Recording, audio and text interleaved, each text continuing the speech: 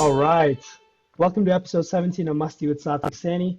Tonight I have my boy Jordan Daubenspeck from old time college friend. We were in beta together and he's 2 years older than me now working out in Johnstown. Jordan, welcome to the pod. Hey man, thanks for having me on. I'm excited to be here. First podcast, I'm excited.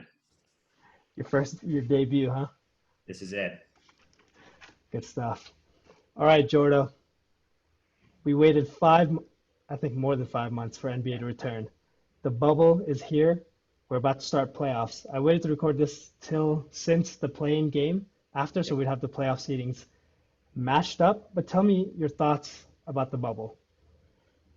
Yeah, obviously, like you, those like 4 or 5 months no sports were brutal.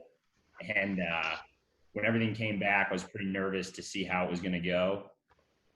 I would give the NBA bubble an A plus all the way around. I thought it's the most entertaining to watch of all the sports. I think it's the least weird to watch.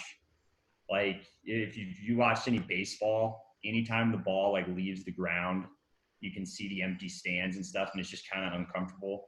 I thought basketball is the most normal. And obviously no new COVID cases. So I think from a player safety standpoint, they knocked it out of the park. I've also really liked the access, like getting to hear the coaches and the players and stuff. I thought that's really cool. So all around, I would give it an A. I don't know what your thoughts are, but I thought it's gone really well. No, similar here. I mean, I think that most of, especially the COVID testing and safety precautions, I thought they were a little extreme initially, but they had to be done. I think Adam Silver did a great job, and I think the players' union and whatnot, they're, I think, miles ahead of all the other sports leagues, to say the least. Yeah, for sure. As far as what do you think of the virtual fans that you see? Yeah, I had that note as like neutral. I'm calling myself neutral on it. Like in general, I think it's a little weird. Like I don't know if you saw the game where like they tried to get a bunch of dogs as the virtual fans, just like all the dogs, and I was like, that's kind of weird. I don't really need that.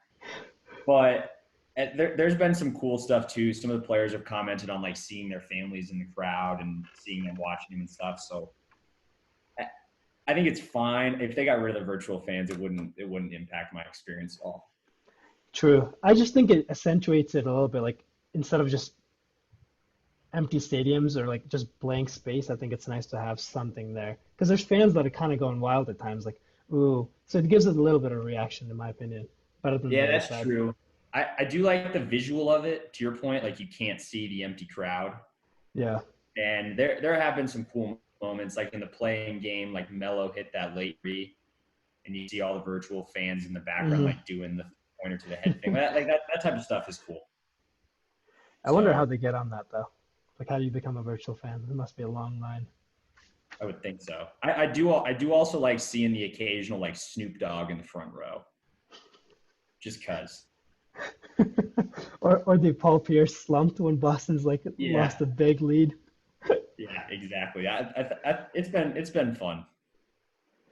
Dude, one thing super cool about that was the fact that even other ball players, like other teams, can come watch their teammates, like other players watch or play. Like LeBron can watch other teams play and things like that. I think it's super cool. It's like a summer ball league kind of environment. Yeah, somebody said this is like it's the biggest AAU tournament ever, and that's kind of what it feels like. Where like the guys like throw on their slides and like just walk out and watch the next set of games. You know, they're all just hanging out at camp. It's kind of cool to see these NBA guys doing that. It's fun. That's a good way to put it. So as far as that's what it feels like. You know those summer ball leagues that they always do at the Lifetime Fitness, like in New York? Yep. That's what it feels like. Like them just hooping, like ready to go, and then on to the next kind of deal. That's where I think they've done a good job of doing that, with like bringing everyone together in this bubble and making it seem like this big tournament. Yeah, and there's some like small stuff that they've done that I've liked that's helped with that too. Like the coaches wearing polos instead of like the full suit and stuff, and like the ability to see the players on the bench. Like I think it just makes it all feel very, to your point, like any summer tournament you've ever played in or camp you've gone to, where it's kind of everybody's just there to play and hang out. But then I've also thought the intensity's been really good. So I think the NBA has done a really good job.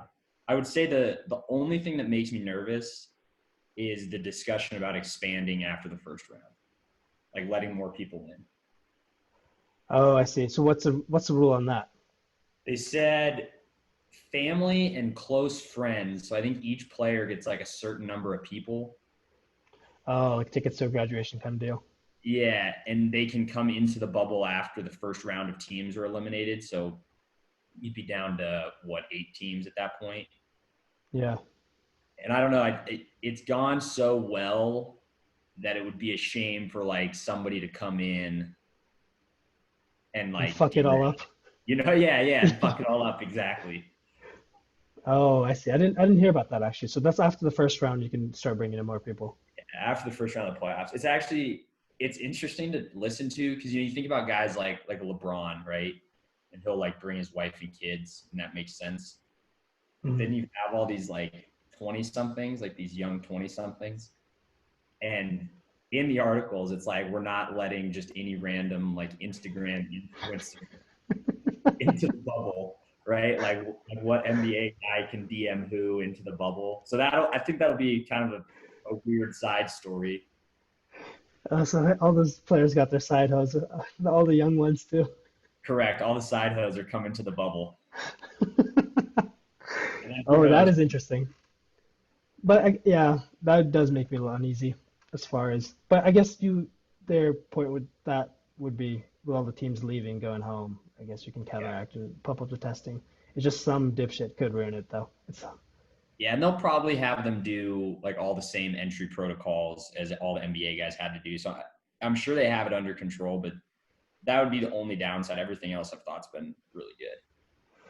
So let's talk about like as far as the play-in tournament. I thought this was a genius move to try out during this time, and I think one criticism for the NBA was to not let they didn't do more experimentation during this time. Okay.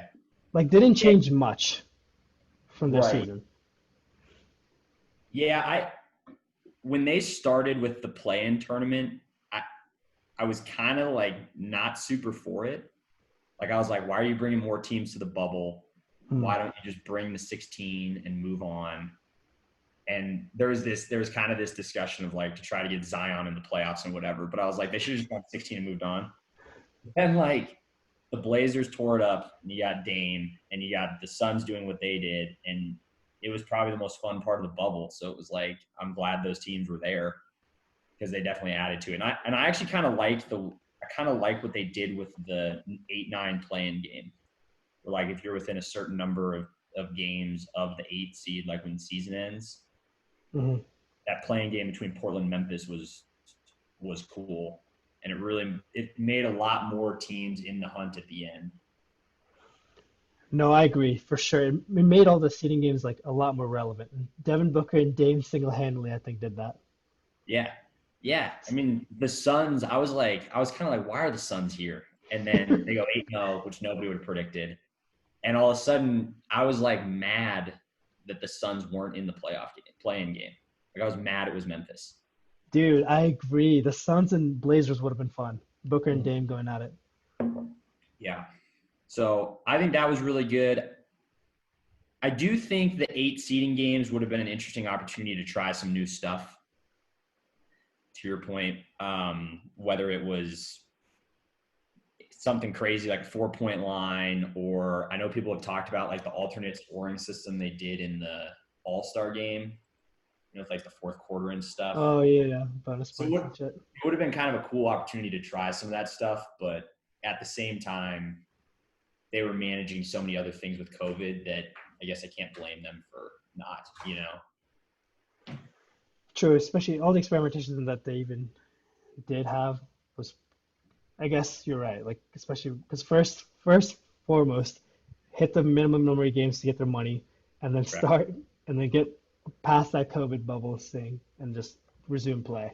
But I think it would be cool if there was like playing games for 7 and 8 seed, or even like I don't know. This is a pretty crazy idea, but like they talked about like 1 to 16 seedings overall, and then them playing the matchups, like combining the conferences kind of deal.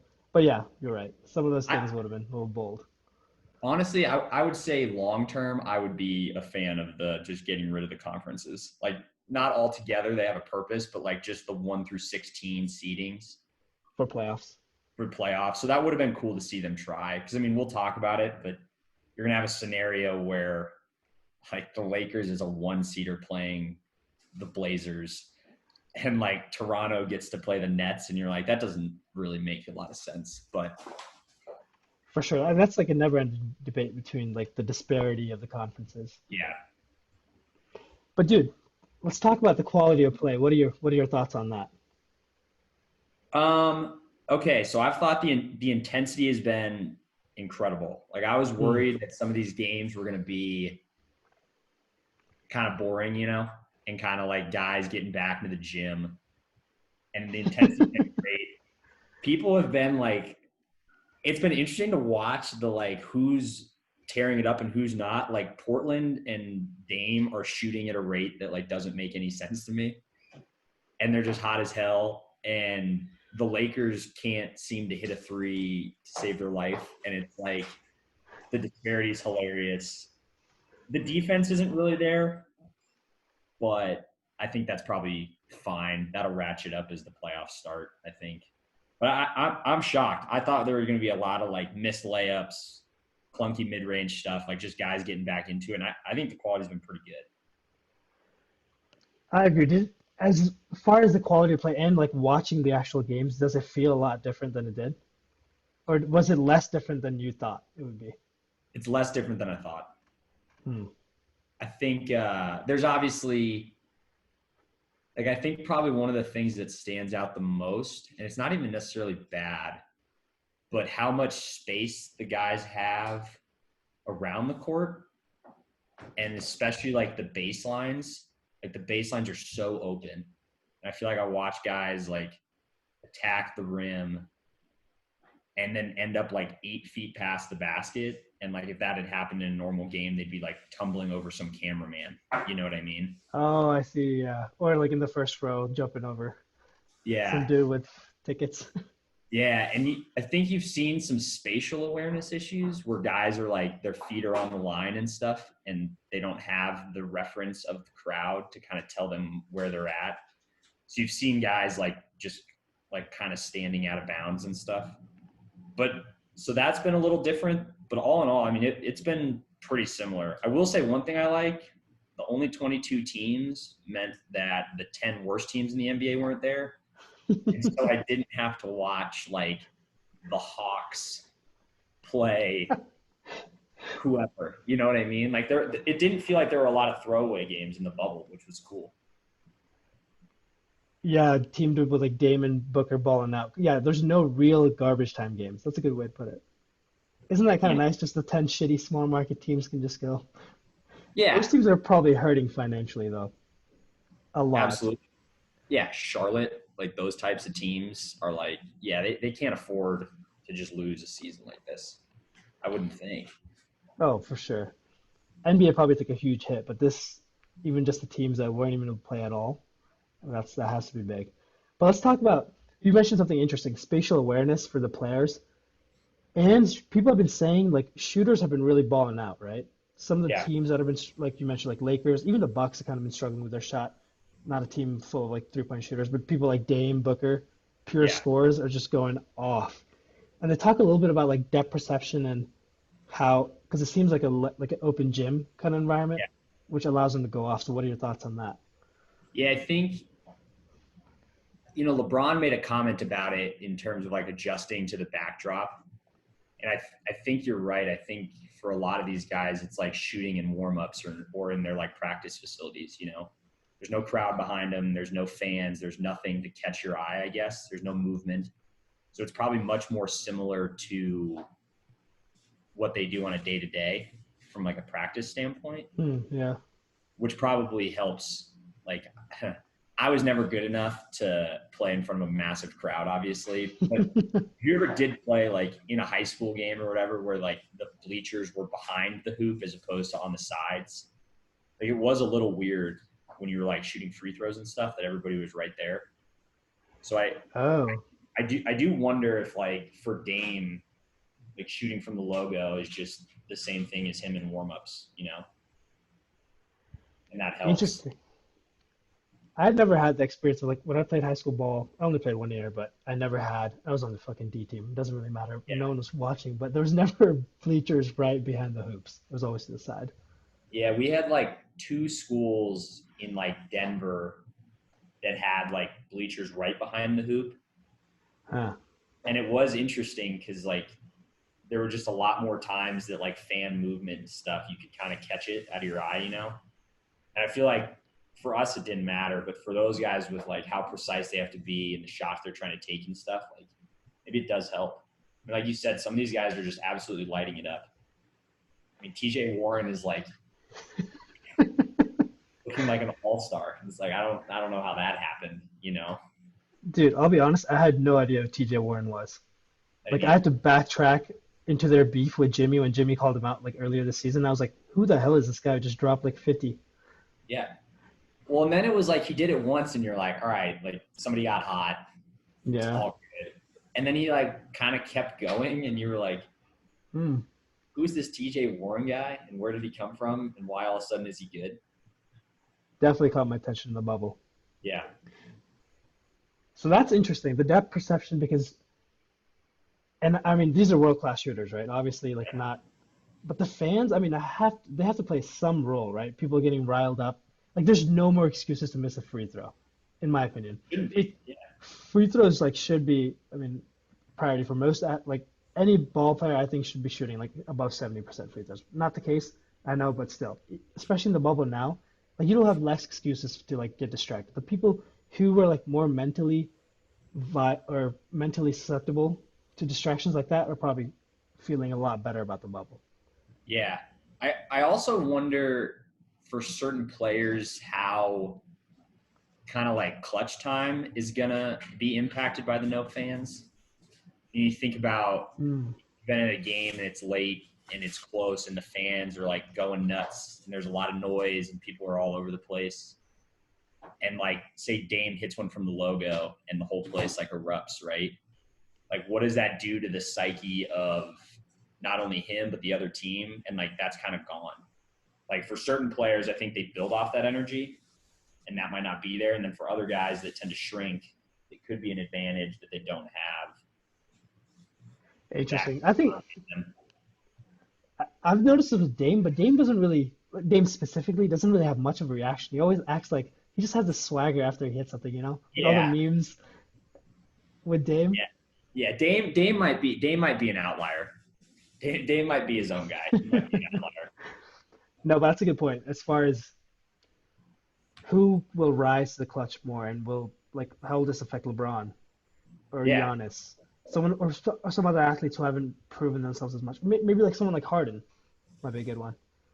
yeah, yeah. And like if they don't have kind of the craziness of the fans, the crowd, all the to your point, the distractions. Like, does 4 minutes left in the fourth feel more normal than maybe it would? You know, is it less intense? Does it get in your head a little less? I don't know. And LeBron, Harden, those guys are the perfect examples, right? Like, how many times does LeBron go to the free throw line late in a close game, and you're like, he's gonna miss one, you know?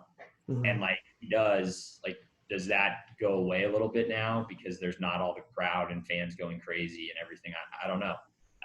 Yes, we won't know, but it'll be interesting to see as the playoffs get going. So who do you think, in your opinion, who do you think it affects or hurts the most and helps the most out of the superstars? I mean, from the bubble, Yeah, from the bubble. yeah, I think there's definitely like teams that got hurt by it, you know. So like I think the Bucks and Lakers are obvious. Yeah. Right? They work so hard, get the 1 seed. Everybody's got to go play in the Staples Center with the Lakers fans. That's gone. Ooh. Same thing I think with like the Celtics, where like they have the Boston Garden and those fans are nuts and like nobody has to go there. I even think like obviously a little bias here, but like Denver had a huge home court advantage being at altitude, you know, and people having to like travel and that's gone. So I think there's definitely teams that are going to get hurt by it. Okay. Yeah. I think there's teams that probably got helped. Like there's some traditionally terrible road teams like the Sixers and the Heat that just like suck on the road. And so that might help them a little bit. Um, But in terms of specific superstars, it seems like the ones we've talked about, like Dame and Book, like it's helped them a lot, right? Yeah. I Mhm. think it's been interesting. Like LeBron and AD, and we'll talk more about them, but have maybe seemed a little less consistent, and I don't know why that would be. And then, some of the other guys, I think where it's going to hurt or help these superstars is just kind of what's surrounding them in terms of cast. Like if you think of like a Jokic, like he doesn't have all of his shooters around him that he normally does, which would probably hurt. But then you think of like an Embiid with no Simmons, like does that help? I don't know. There's a lot of like cool storylines, but I think the bubble, the two most obvious that it seemed to have helped are Dame and Booker. Yeah, true. And that's a good point, especially with the seedings and rankings being kind of irrelevant now. I actually think it hurts the Sixers a lot too because their home record was impeccable.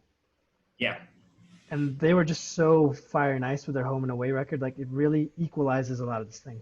So as far as equalizing the field in a way, the true ballers will. Now, actually, I don't know. Do you think this makes it seem like the best team wins? it feels more equal to me. Like So, in the last couple of years, right? Golden State has been oh who they yeah. are, right? Hmm. But there was always kind of this thing of like you don't want to play Game 7 in Oracle because those fans Hmm. are out of control and rowdy and whatever, right? And so there was always this like, if it gets to a 7, where do you have to go? Like I wouldn't want to go to the Boston Garden for a Game Oh 7. yeah, for You know what sure. I mean? You guys wouldn't want to. And you think if some of those things are gone, and now it's like you're just in an empty gym, just the two teams. Like I think that feels more truly who's the best is going to come out of it. So I think it feels more equal to me. Yeah, I'm gonna lean that way too. Levels the playing field and really, it will be a battle of attrition. There's no real excuses for teams to lose to like you're saying, long road journeys or playing at the Staples Center. No excuses like that. So I think it really boils down to the best team winning, Yeah, and I guess helping the shooters. Team that's yeah, more shooting friendly. yeah. Well, I'll be interested to see. It feels like at least a lot of the good teams did a lot of experimenting in the bubble with lineups and rosters and who's playing late and stuff. And when it kind of all normalizes to like actually these games actually matter a lot, like how much of the hot shooters cool down, Mm. just continue doing it. Like it'll be interesting to see when it gets more into playoff mode. Especially if you're playing the same team at least 4 times. Correct. All right, Jordo. Enough about the bubble. Let's dive in to the playoffs. Let's do it. First and foremost, before we begin the seedings, tell me your thoughts about the 8 and 9 game, Memphis Blazers. I was shocked at how close it was. Really? I thought I had just won some money on a Dame over 40 bet the game before, and he was hot as you could get. McCollum was playing well. I thought Memphis was going to be a shoo-in. I was like, they just have to go 500 and they'll get in.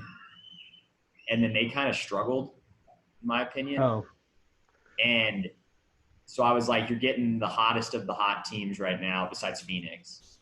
And a team that's struggling, I thought Portland was kind of going to run away with it. And it was a game until late. I mean, it was. Memphis was right there. Memphis definitely. I think they kind of choked away. This was expected of Memphis because they've been doing this all bubble, but Yeah. Ja balled out. Actually, the bet I cashed in on, which was a long shot, was Ja and Dame scoring 30 plus. Yeah. It Yeah. was like Ja plus going over 30 was, huge. yeah. Yeah, I mean, to your point, it wasn't a surprise that Memphis choked it away a little bit just because of how young they are. But it is telling that they're as young as they are and they were in that spot. I mean, Ja's obviously a rookie. I mean, Hmm. that team is super young, and for them to be one game away from the playoffs as early as they are. And honestly, Portland should have been middle of the 8 teams, right? I mean, they should be more like a 4 Yeah. seed. They didn't have Nurkic for a lot of the season, and they were kind of hurt and they started out so bad. I mean, with how talented that team is, they should be like a 4 seed. No, I agree. It's definitely like a 5th or 4th seed masquerading as an 8th. Yeah. Yeah, that was interesting. Hopefully, good things to come for Ja and Memphis in the years to come. But let's dive into it. All All right. right, we'll go Eastern Conference first. Good. Yeah, let's get some of these over with. Matchup by matchup. Let's go Bucks, the 1st seed, versus Magic, the 8th seed. Okay, so here's how I have it split out. So I'll start with my prediction, and then we can talk about it. Bucks in 4. And that's pretty much all the notes I have. Yeah, I'm giving Magic as 1 game here, the gentleman's sweep, just because the Bucks have been struggling. And Yeah. honestly, Magic, they're on the cusp. They're a team that like barely make the playoffs, so they can't really get the nice draft picks every year. But Yep. they're definitely not a contender, so they're in no man's land here. Yeah. It's kind of a mediocre team, so not much to add there unless you want to add something with the Bucks passing. No, I mean, no. But my only note, my biggest storyline was how do the Bucks look going into round 2? Because to your point, they're slipping a little bit. They didn't dominate in these 8 games they did all season. Mm-hmm. So what do they look like going into round 2? Because there's a scenario that they get a tougher round 2 match, like a tough round 2 matchup. Yeah, it would be Heat or Pacers. I think that'd be tough. Yeah. All right. The next matchup. Toronto, the 2nd seed, versus the Brooklyn Nets, the 7th seed. All right. I got Raptors in 5.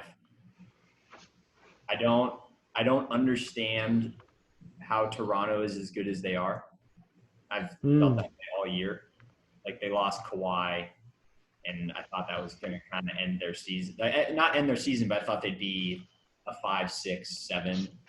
And for them to be a 2 without Kawhi doesn't make sense. Their defense in the bubble has been ridiculous. They've been so good.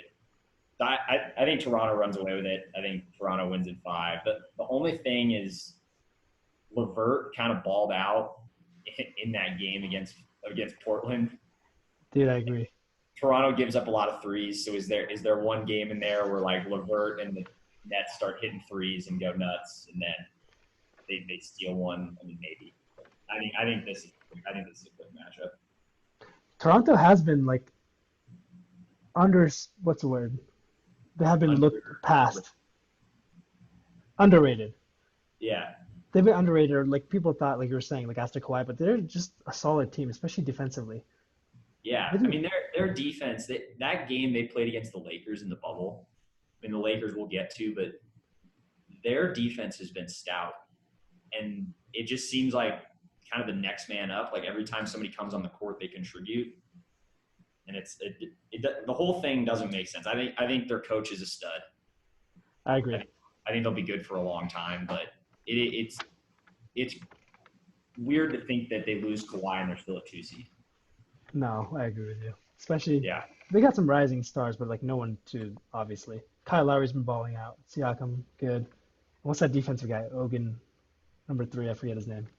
Yeah, I don't know. Siakam had like some real MVP talk for like 3 weeks at the beginning of the year, and then like let's chill out about Siakam. But he is really good. I like Siakam a lot. He's a good 2-way player. Yeah. And as far as the Nets go, I actually think the Nets have been balling for. I can't explain that. The Nets have been kind of good. Yeah, and they don't have by a mile their 2 best players, right?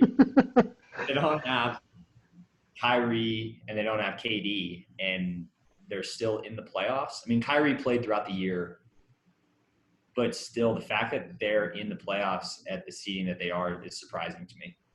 Can you name anyone on that team besides LeVert and Dinwiddie? Because I can't.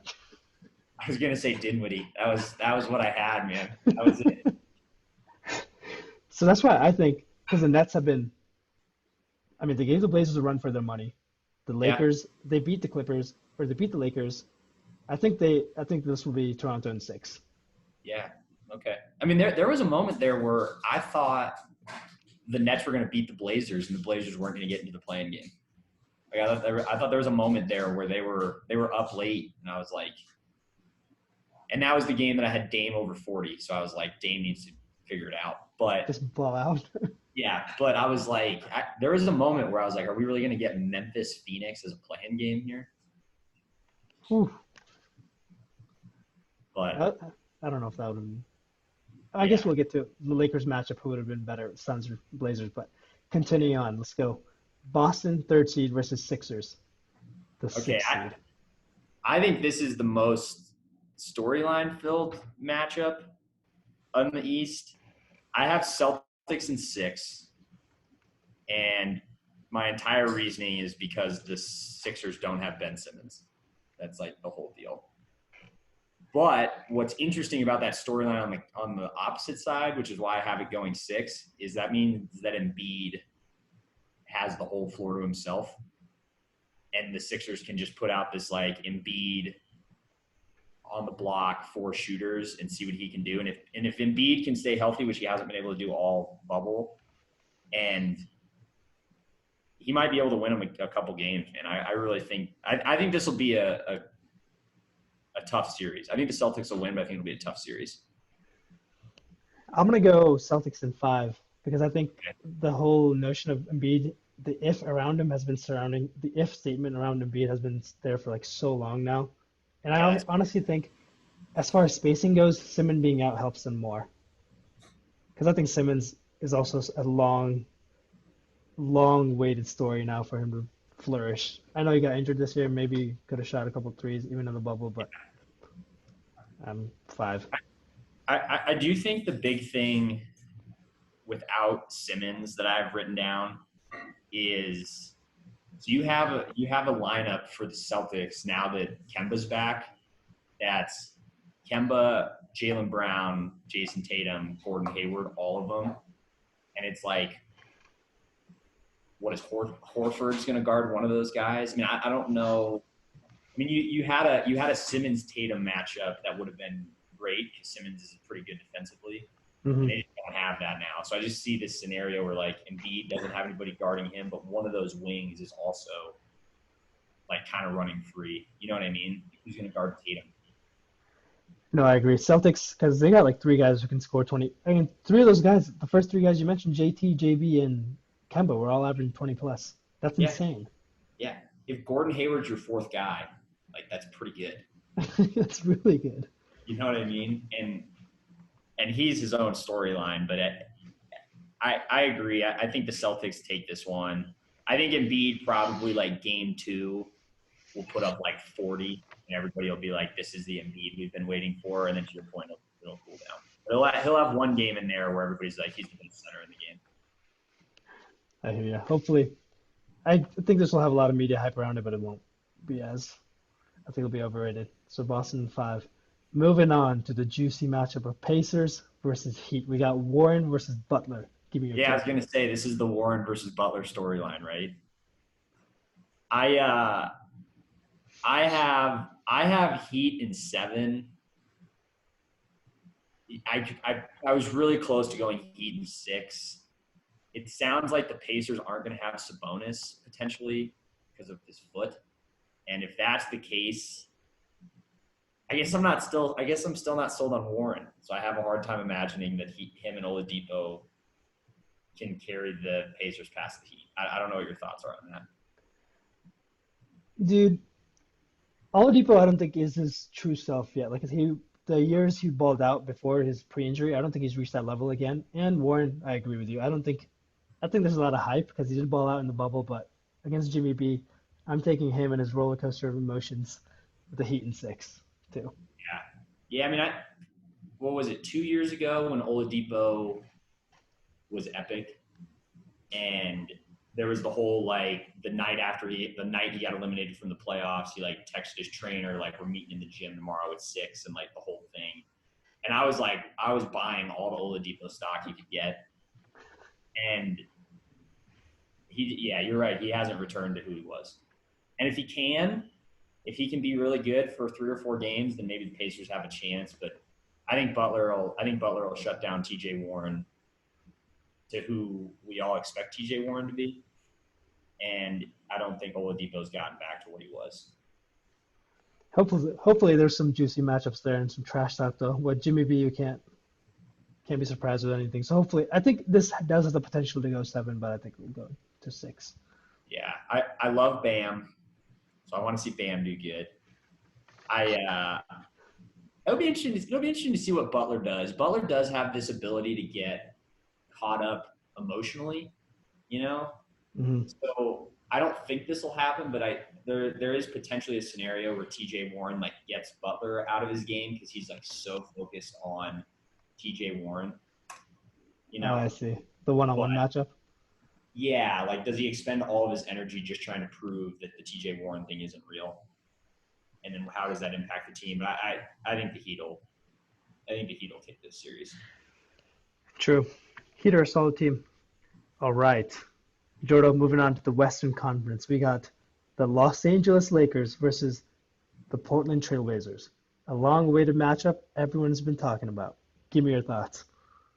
Yeah, this is the one, right? I mean, there's one or two more that are interesting, but this is the one that's like the Lakers are really going against the Blazers. I have Lakers in 6.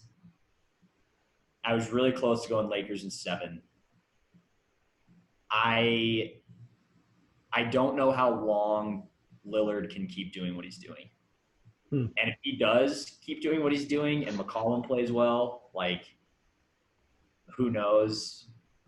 But I think what leaned me towards the Lakers is if AD can be dominant, I don't think Nurkic is stopping AD.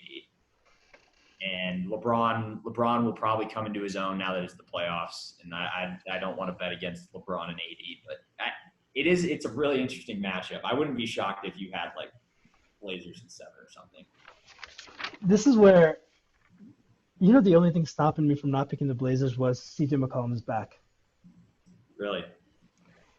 Because Dame, I think the Lakers, I also have the Lakers in 6. The reason why is because Dame is a small guy. No wonder he's a baller, superstar, but they will be physical with him. And Lakers expect to be physical with him. They'll throw bodies at him. And AD, I think, is one of the most unguardable guys in the league. No one has Yep. an answer for him. Nurkic, if you put him on him, he's going to be in foul trouble. Sure, put Whiteside, some other throwaways, but still, AD, LeBron's LeBron, right? But AD Yeah. will be the real matchup there.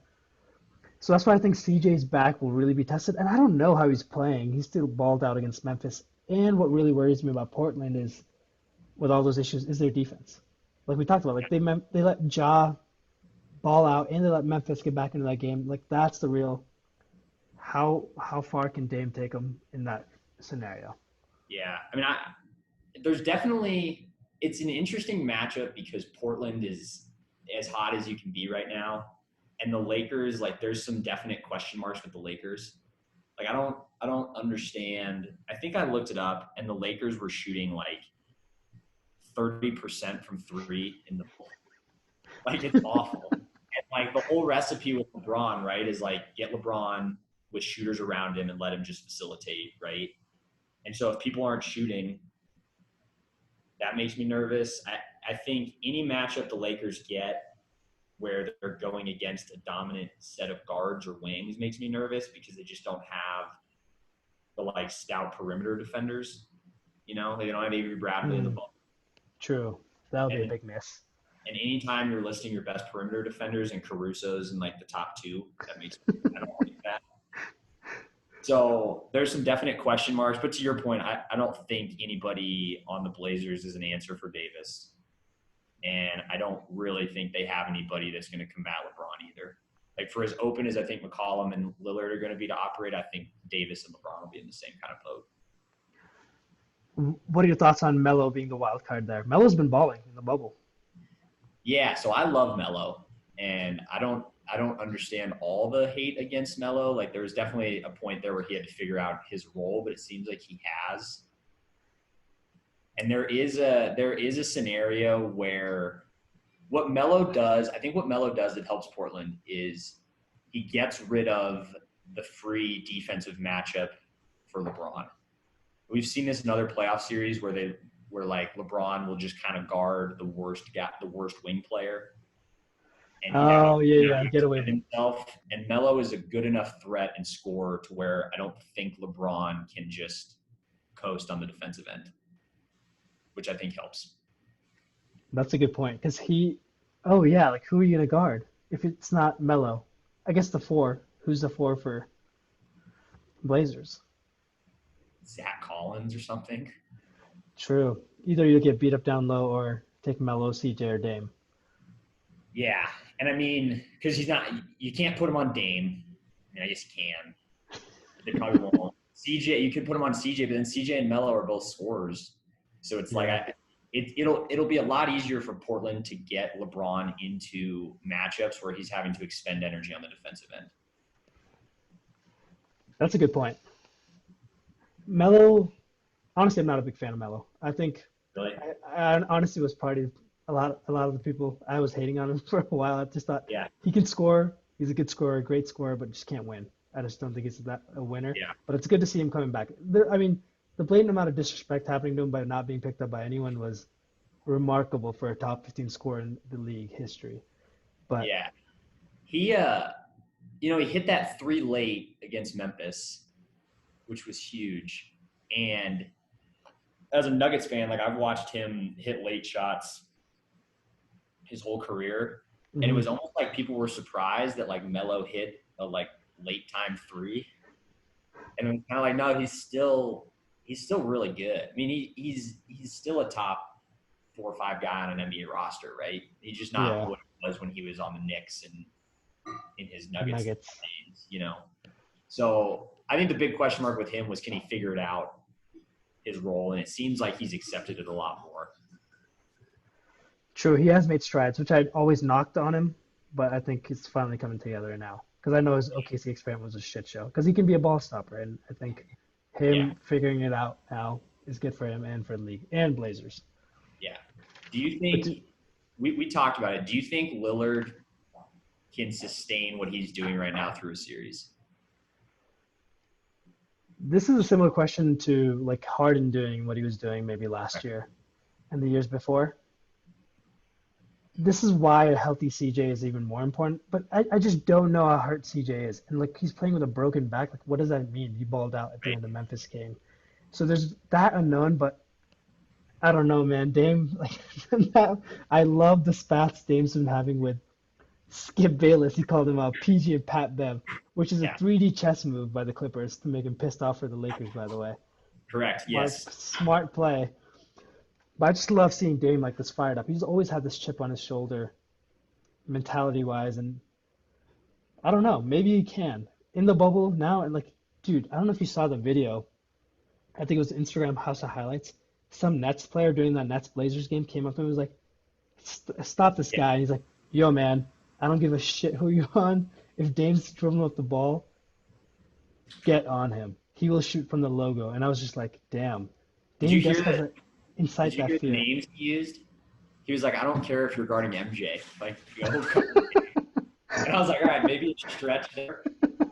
But he's right. I mean, I was listening to trying to remember. I think it was Steve Kerr. I was listening to a Steve Kerr interview, and he was talking about how when Steph was doing his thing a couple years ago, he's like, it's the first time I've ever seen a big like press on a screen at like half court. He's like, normally if you set a pick at half, like you just lay off the guy, switch back, go to the coverage. He's like, but teams had to actually like defend the screen because Steph would pull up from back there. And it's the same thing with Dame, where like if they set a screen at the logo, you have to like come out on him, And that's incredible. That is crazy. Think about like how guards have changed and like the range being changed. Yeah. Like if you did that 10 years ago, 15 years ago, you'd have been insane. If like AI or Steve Nash was getting a screen up mid-court. Yeah. Your coach would have lost their mind. Steph did revolutionize it, but Dame is just, I don't know, something about him. He's got the swagger, which I really respect. Yeah, there's like a list of guys that I don't really like betting against, and Dame is very quickly getting onto that list. I don't always have to bet pro Blazers, but I don't know that I'll ever put an anti-Dame bet in. You know what I mean? Yeah. It just seems like every time he gets in these close games, I mean, he missed those 2 free throws against the Clippers, but it seems like other than that, every time he gets in these late game situations, he executes. You know, every time he gets an opportunity to show out, he does. Hopefully he does against the Lakers. Like, this is the thing where I think they will really be physical with him and beat him up, as they should, as a defensive plan, and they'll really test CJ's back too. I mean, any like competitive sport athlete, as they should. So this is where I wouldn't be. Lakers going for the dream run to like avenge Kobe's death is a big storyline, but I wouldn't be, let's say, like very shocked if Blazers come out on top somehow. Yeah, I mean, there's a lot of like larger than this year storylines going on. To your point, I mean, there's obviously the Kobe death and everything that LeBron has said about that. There's LeBron going for 4, and what happens if he wins a 4th title with a 3rd team, that type of stuff. So I find it really hard to not pick the Lakers, but it's the most interesting. It's probably the most interesting matchup they could have gotten. True, and I just, for me, like the heart might go with the Blazers, but it's very hard for me to see playoff Braun lose to the Blazers in the first round. Correct. It's hard to imagine playoff Braun losing in the first round. Even though they're playing kind of shit. But like, hopefully AD and LeBron realize it, because I mean, LeBron's one of the smartest. I think he's the smartest player in the league by far. Maybe not the most athletic anymore, but him figuring that out and giving AD the keys to just ball out, I think, will be instrumental. Yeah, and with LeBron, there's always this, like, LeBron has not looked as dominant in the bubble as he did at the end of, right before everything shut down. But there's always this thing with LeBron too, where you're like, if he just told his team, like, hey, for 8 games, I'm going to get some reps in, but this is about you guys figuring it out. Like, that wouldn't shock me either. Like, how many playoff series has LeBron looked average game 1 and then, like, averaged 40 the rest of the way? And you're like, oh, yeah. He definitely will do that. And so I don't know if that's what's going on, or if there is some stuff he has to figure out. But if Davis does what Davis can do, it'll be hard I think it'll be hard for Portland to beat the Lakers. They'll win a couple for sure. True. Lakers in 6, but let's see. I think we might be wrong on that. Hopefully. I would love to be wrong and go to 7 and either Lakers or Blazers win. Yeah. I picked Pacers Heat just because I wanted a game 7. No, I hear you. But I got some interesting questions about the Lakers. I'll pose them for the next round. But let's move on. The 2nd seed Clippers versus the Mavs, which I think is honestly just as juicy of a matchup as the one we just talked about. Yeah, well, yeah. So I have, which my prediction is not going to match what you're saying, but I do agree with you. I have Clippers in 5. Why? So the big question marks. So this is obviously the storyline here is the most efficient offense of the year, right, in the NBA all year, the Mavericks, versus this Clippers defense that just seems like it has the ability to shut down anybody. And they don't always do it, but they can. I think my question marks for the Clippers, and this will be the same all playoffs, they don't have great size. So I don't know if Porzingis is going to be able to he's going to be a 7-footer, and his best defensive matchup is going to be like Montrezl Harrell. Harrell's good, though. He is, and it'll become more of a problem later in the playoffs with some of the other big men in the West. But that's there. The Clippers haven't played a ton, like, fully together all year, so that makes me a little nervous. But, dude, there's stretches. I mean, I don't know if you watched the Nuggets-Clippers game, but there was a stretch in the 3rd quarter where the Clippers, like, you could tell they just ratcheted up their defensive intensity. And they had, like, a 16-point swing in, like, 6 minutes. And the Nuggets just couldn't do anything. And I saw that, and I was like, yep, okay, they can slow down just about anyone. I really think they can. So you think you just turn it on for the playoffs and really route through them? Yeah, and same as LeBron, like, playoff Kawhi is hard to go against, right? Oh, for sure. Proved us all wrong last year. Yeah. I actually think this will, because of everyone, because there was a lot of, like, Lou Will going out of the bubble, Harrell going out of the bubble, all those situations, they haven't really played or gelled, I think, or really hit the ground running. I think this will go 7, actually. Okay. I think Luka can really ball out. So can Kristaps. This offense versus defense storyline. I think this will be fun. Yeah, Luca. We should do. Yeah, let's just do the Luca thing. Luca has been incredible, man. I I was skeptical. I wasn't skeptical that he would be good when he came out a couple years ago, but I didn't know that he was going to turn into what he is right now. I mean, I I don't don't think think it's anybody did, dude. Like it seems realistic that in the next couple years, Luca could be the best guy in the league. which is insane. The only reason he wouldn't is because Giannis isn't that old. You know what I mean? But there's a scenario where like Luca is the best player in the NBA in like 2 years. Well, he was in the MVP talk this year, earlier this year, when he was just going ape shit. Yeah, And coming from Europe, like when he first came in, like a lot of people bought his stock. Yeah, I think I was like, oh, some European guy, he'll be good, but like nowhere near did I expect him to be this good. think about this. So that draft, right, was DeAndre Ayton won, whatever, and then this was the and Ayton looked good for the Suns this year. He did, and he looks like he Mhm. can be a good center in the NBA. But this was the Trey Young Luca draft, right? With the trade, like Luca was drafted by Atlanta, Oh, yeah. and he got traded. And this is where I'm going with this: is remember when that happened, and for like 6 months, people were having the argument back and forth about who was better, like Young Trey or Young or yeah. And how Luca. dumb does that sound now, right? Like Luca is better. No questions asked. Luke is better. But there was a serious stretch there where like Trey was hitting some threes and people were like, was that trade beneficial for both teams? And it's like, no, you should have kept Luca. For sure. I mean, Trey's good. He's good. He's a good baller. Yeah. He has a ceiling though, but like Luca's ceiling is just he's already. Also, he has a very similar game style. He's really got that step back jumper down, like similar to Harden. Yeah. He's like a revolutionized Harden in a way.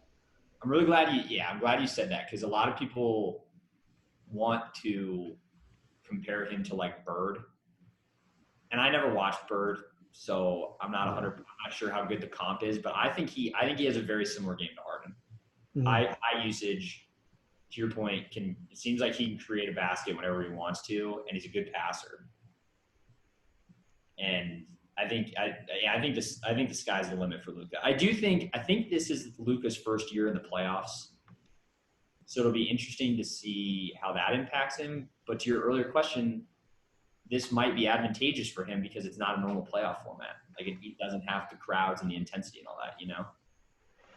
I agree. This helps the Mavs where that's why I say seven. But I'll be love to watch Kawhi, Pat Bev, or Paul George and Luca in that matchup. Yeah, I have my key matchup is Luca versus Paul George. It seems like Paul George has been tearing it up in the bubble too. Hmm. Like He's he been really balling. has. This But will be fun though. So I yeah, actually think this series is will be just as entertaining as Lakers Blazers. But let's move on to another first round matchup. Our very own Denver Nuggets as the third seed versus the Utah Jazz.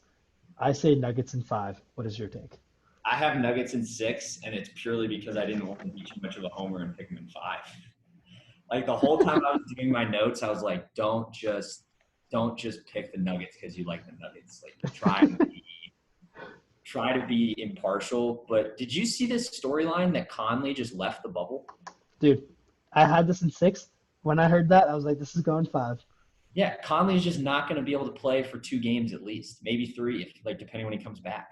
Well, Conley just I think, had a kid. That's why he left. Right. Yeah, but So, I think the deal is from the day he gets back, assuming he tests negative for COVID the whole time he's gone. I think he has to miss like 4 days, which is 2 games. that could be huge. And Yeah, they have one of like their Bogdanovic. They're yeah, losing. Bogdanovich is gone. Yeah, I don't think there's much to talk about here. I think it's just Nuggets in five or six, and they're moving Yeah. on. They're gonna coast. Well, the only cool storylines that I think are in this is MPJ has been a stud in the bubble. So we'll see if that continues. And then Donovan Mitchell is like really quickly turning into like a superstar caliber player, like a star caliber player. And I'm excited to see what Mitchell can do when it's solely his team. I mean, it's always been his team, but Hmm. this year without Bogdanovich, without Conley for a couple games, like it'll really be Mitchell and Gobert trying to carry this thing. I'll be interested to see how Mitchell does. Because did Especially, you watch that game against the Nuggets that they had? Mitchell was uncanny, man. It was like every time the Nuggets would score late, Mitchell would come down and hit a three, and it was I didn't watch that ridiculous. game. Yeah, it was ridiculous. Mitchell's a Yeah, I stud. think Mitchell is a stud. This was a lot on his shoulders, but I think he'll choke. He just won't have enough help needed. Yeah, Because Mike Conley averaged like a clean 17, 18 a game. That was yeah, that's just gone. And I definitely and I very don't and I don't think Gobert really slows down Jokic that much. I don't. Like when they yeah, play, it seems like Jokic can just dominate whenever he wants to. true. Jokic is just better in all regards. But let's save the Nuggets for the next round and move Okay. on to this one. This one's a tough one to call. Yeah. Rockets, the fourth seed versus the Thunder, the fifth seed. Okay. Yeah. I thought this was the most I don't know matchup when I was picking it. I have Rockets in 7, Same. but there's some like real question marks. Like Westbrook's health, I don't know. Like Hmm. it sounds like he's at least going to miss one. But then what does he look like? And it seems like the Thunder, like I wouldn't want to play the Thunder. As a Nuggets fan, I was so glad we didn't get the Thunder. Why? Because CP3, Schroeder. CP3's been balling out. Hmm. Schroeder's been really good. Like I'm not going to try to give the Thunder because they have Danilo Gallinari pitch, but they've just been good, man. And they have like 4 or 5 real threats at the wing. I think Shea, Chris Alexander. I think he's a stud, man. I think he'll be good, like long term. Hmm. And so they have like 4 or 5 like real good guys on the wing that can cause people problems. I do give CP3 a lot of respect for just coming into a team like he usually does. He's a baller. Like not a big fan of him, but like I do respect him a lot for just being able to turn organizations very simply. Not to say OKC was a bad organization. I mean, Sam Presti's done a tremendous job. But do you think they're winning this trade with Westbrook and CP3 and all the draft picks they got Yes, for the future? I think it was seen as a win. I think when people were evaluating the trade, they were assuming that the Thunder weren't going to be good now. Like it was always like, what are you going to turn into in 5 years versus like what the Rockets are going to get right now. And like, if the Thunder beat the Rockets in this series, then absolutely you got to think they won the trade. That is a big storyline because Harden and CP3 used to be teammates, and then Brody shipped Yeah, down to Houston. yeah. I'll say though, I hope Westbrook gets healthy because at the end of last year, or not last year, before the shutdown, when Houston went full commit to the small ball lineup, Westbrook was playing out of his mind. Like he looked like old, just as good, like as good as ever been Westbrook.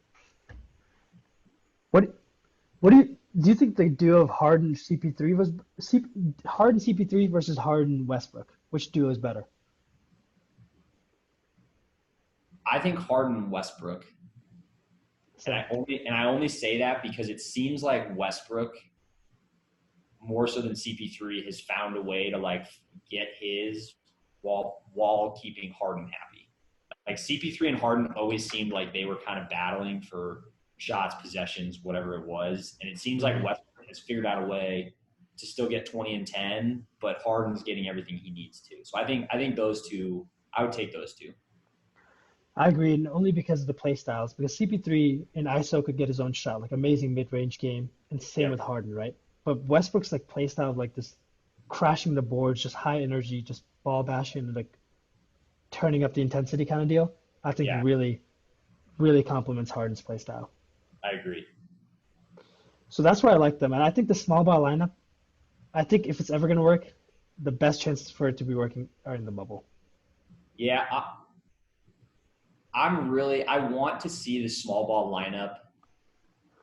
I want to see it go against somebody big, because like I mean, I had a key matchup as Steven Adams versus the small ball. Like, that sucks. Like, I don't want Steven Adams to be in the But it'd be like, I think it'd be, I mean, with how we have it picked right now, right?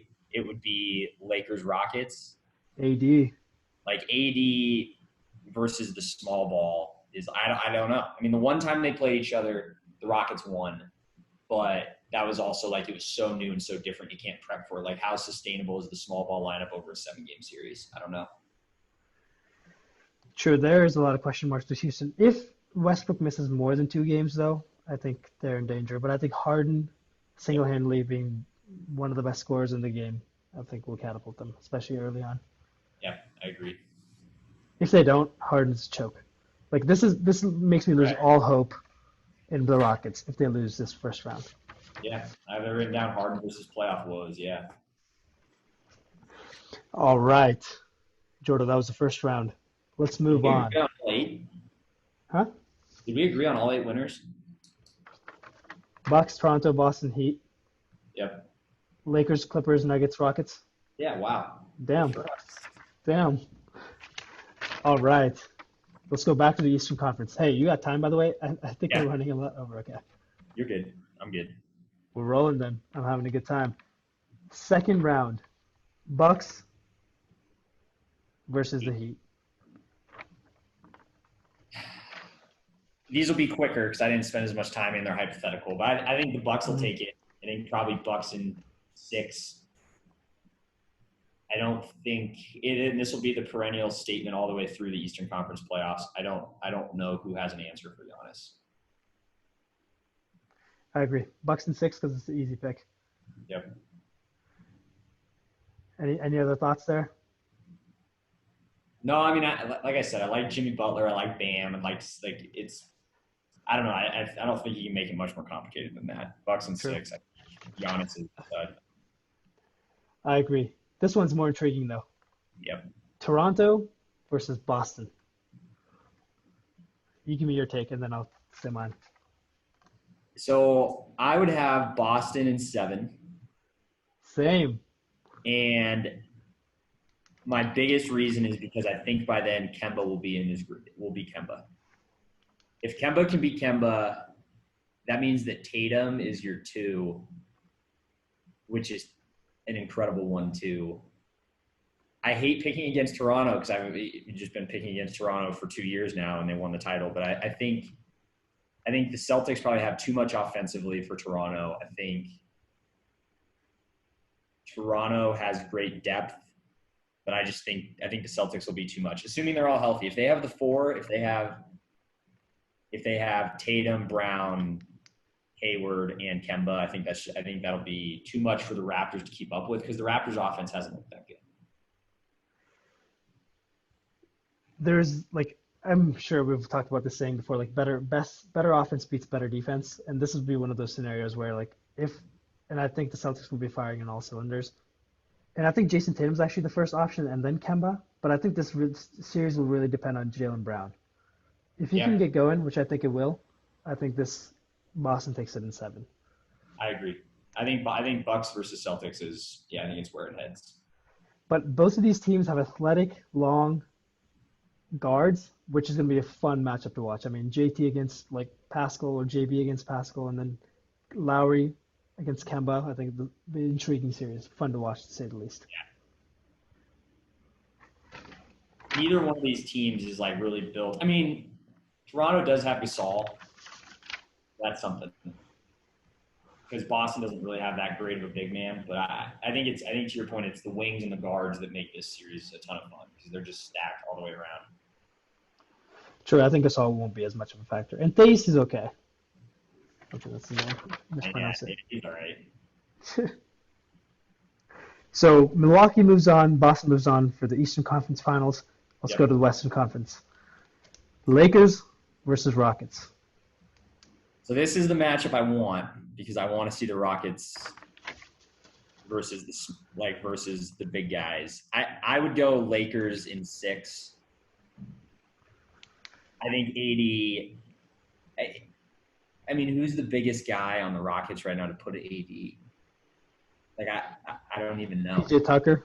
PJ Tucker. I mean, I think Or no, 80. the guy they got from Philly, Covington, the Yeah. small though. So it's like they're intentionally small. So there's the counter argument of like with the Lakers, it's gonna, and we'll talk about this if you pick them in the later. But I think anytime you have good wings, I don't think the Lakers have the defense to go against that, and the Rockets have that. I mean, a Westbrook Harden set really, I don't know who the Lakers have to throw against that. But I think 80. I think 80 long term will be too much. I think 80 is a good enough defender to where if you tried to get him in the pick and roll, like he could stick with those guys at least enough to cause them problems. And so I would have the Lakers at 6. But that's a fun matchup if it happens. I think this duo of Harden Westbrook will be just a more athletic, better version of Dame and CJ, especially with an unhealthy CJ. Yep. So this is where I think it could become a huge challenge for the Lakers, depending how they get past the Blazers. So the heart for me here says the Rockets, but I know logically I still have to say Lakers in 7 because LeBron is LeBron. But I'd love to see this. This matchup will be a fun one too. Yeah, I agree with you. It is a better version of Dame CJ. I think the thing that Portland has, even though it's not perfect, is at least they have Nurkic to like beat up AD a little. I think AD just has a field day against the Rockets. True. Stopping him against anyone is hard though. Correct. Yeah. Well, yeah, he's the best. Yeah, it is.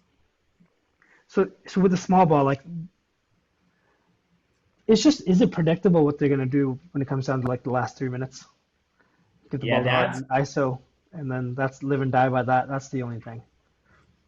yeah, I don't like. We talked like I mentioned the Lakers got beat by them pretty good the first time they played with the all small ball. I think you get the Lakers 7 games to figure it out, and they will. I also don't love neither Westbrook nor Harden are really notorious for the like late game heroics in the playoffs. You know what I mean? True. So it's kind of like that's what it's going to be in the last 3 minutes is Harden doing his thing and Westbrook trying to work off of it.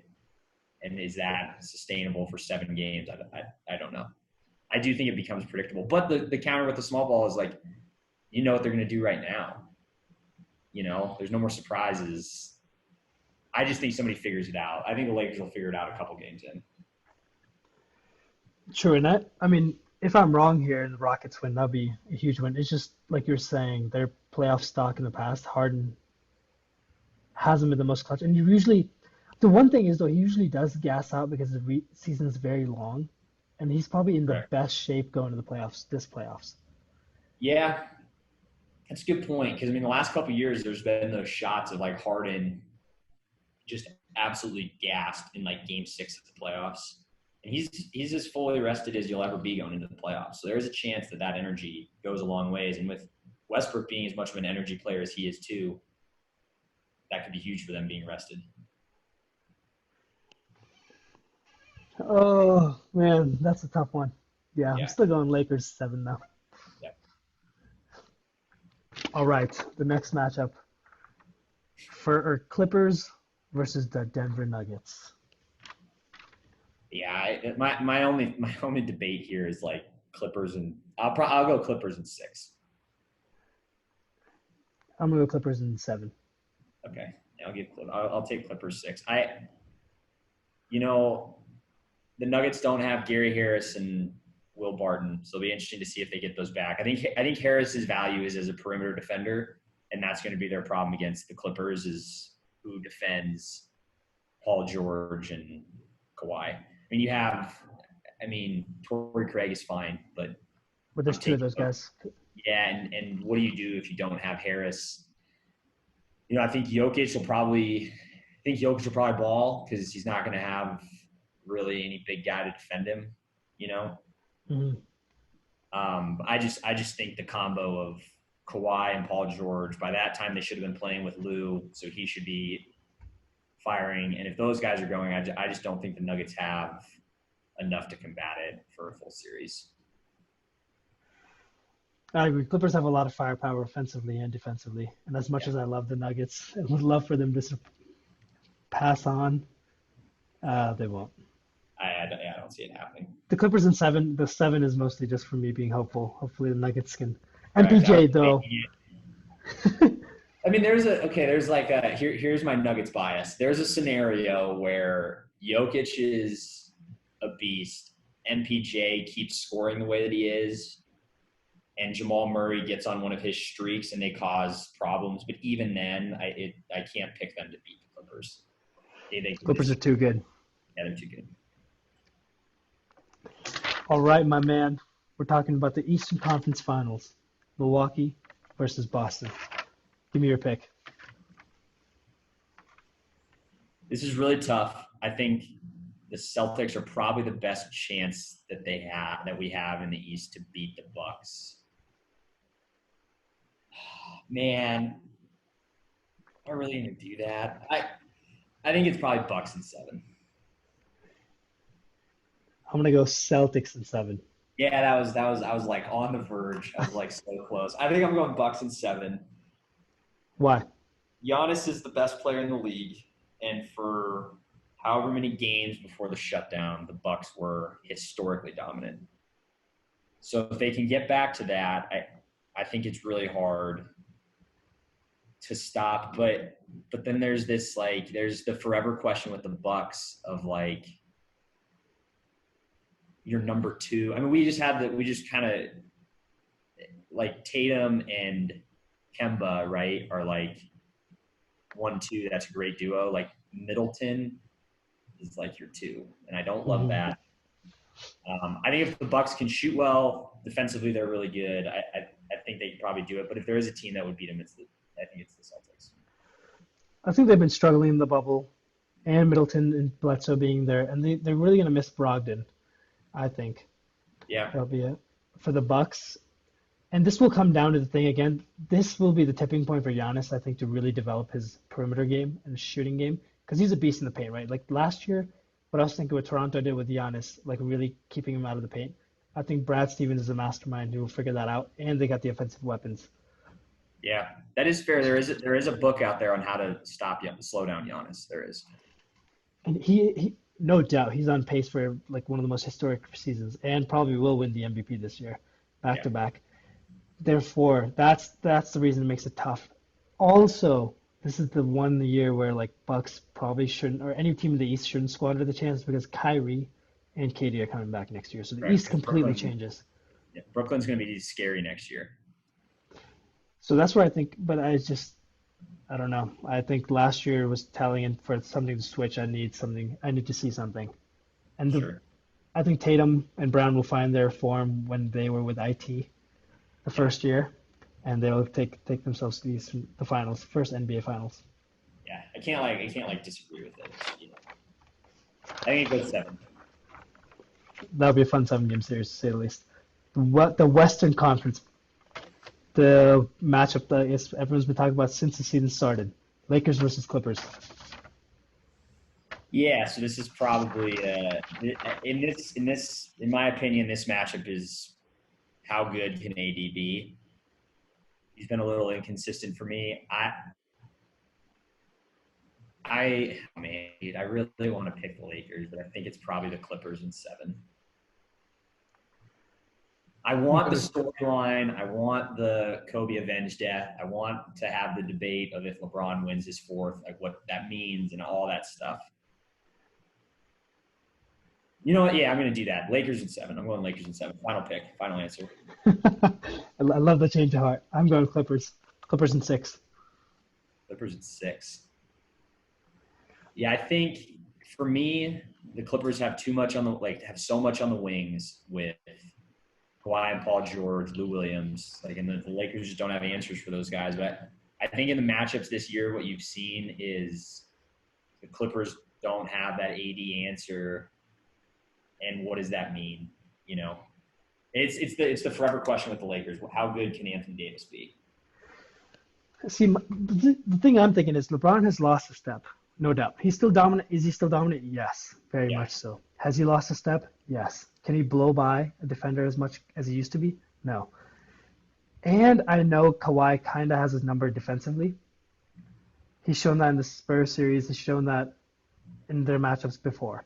and they got PG, and just defensively, I think this will really come down to Anthony Davis. Can he? LeBron will be dominant regardless. It's hard to stop him. Their bench, it'll come down to their bench and AD. Can AD really just take the helm and just ball out and like put the team on his back? Can he? I don't think he can.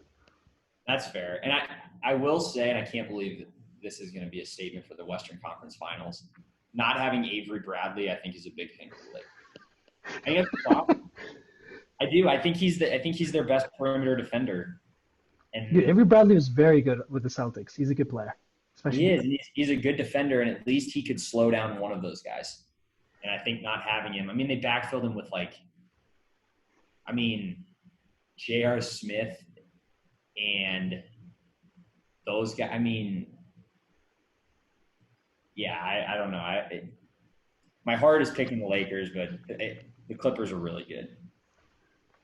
You know what Rondo said about Bradley was, right? When they were in Boston together, Rondo was like, I honestly didn't play defense for like 5 fucking years because Bradley was here. Yeah. Because Bradley is solid defensively. He's a solid defensive player. He is. That's what it'll come down to, I think. And Kuzma will have to step up. Caruso and all these guys. Kuzma's a big question mark. If Kuzma can play well, and he had a couple games in the bubble where he did, if Kuzma can play well, then that makes the Lakers really viable. But I haven't seen long spurts of Kuzma playing really well since his rookie year to make me feel like that's a guarantee. Also, another thing is LeBron's one of the players that I think thrives more off the crowd. And I think if this was happening in Staples Center, Lakers win in 7. Yeah. Yeah, the bubble probably hurts the Lakers as much as anybody. I would agree with that. All right, so let's talk about your finals, because we got a different finals. Lakers versus Bucks for you. Who's taking it? Lakers. If the Lakers get to the finals against the Bucks, I think the Lakers are better. And I think how many games? 6. Yeah. I think the Lakers are smart enough, and with AD in the middle will cause enough problems for Giannis offensively. And I think Giannis is a great defender on the other end, but he can't stop both LeBron and AD. And I think it just comes down to the Lakers number 2 is substantially better than the Bucks number 2. If I had the finals, I'd probably pick that too. Yeah. As far as my finals is saying Clippers versus Celtics, I think it'll be Clippers in 6, and Kawhi will become the first man to win Finals MVP with 3 different teams. That same storyline for LeBron and Kawhi is very intriguing this year. I agree with you. I think it's Clippers in 6 if they go against the Celtics. I think Kawhi and Paul George are enough to slow down the wings and Pat Beverly. They can slow down Tatum, Brown, and Kemba. And on the other side, I think it's Clippers in 6. And then that spurs a really fun debate of like if Kawhi wins 3 Finals MVPs at his age with 3 different teams, like where does that start putting him in these discussions? True, because I feel like, why do you think Kawhi has always been neglected in those discussions? I don't feel like people really understood how good Kawhi was historically until he won that one with Toronto. Like when he won the one with the Spurs, it almost got, I don't want to say it got swept under the rug, but it was like, well, yeah, but he's with the Spurs and they have the Pop's Duncan, there. Ginobili, Pop, like they have all that stuff. When he went to Toronto and did it with those guys, now I don't think people realize how good the rest of the guys on Toronto were, but I think that's when people were like, oh, he might be historically good. And then you also look like you look at the teams that he's taken down. Like he took down the LeBron, Wade, Bosh Heat with the Spurs. And then Golden State, now they were hurt, but still like, I think last year when they won the title, that's when all of a sudden the historical context started to come in on Kawhi. Because I think with the Spurs, I don't think people knew he was the best player when that happened. I agree with you. And even like, I think prominent stars when KD was tweeted like Kawhi is the system player in the Spurs and that organization. For him to be able to do that one off season and just leave that team too after leaving like a fairy tale ending was insane. Yeah, savage. I think last season was one of the most fun seasons, but this season I think will be better in terms of playoffs and the matchups. Yeah, I think we have some really good matchups. I think we have a couple good ones in the first round. When you get to round 2, I think every matchup is tough. Will be fun. Except for maybe Clippers Nuggets. I don't know. Hopefully that's a tough game. I hope so. That's why I got that emotional 7. Well, Jordo, dude, thank you so much for coming on. I appreciate it. Absolutely.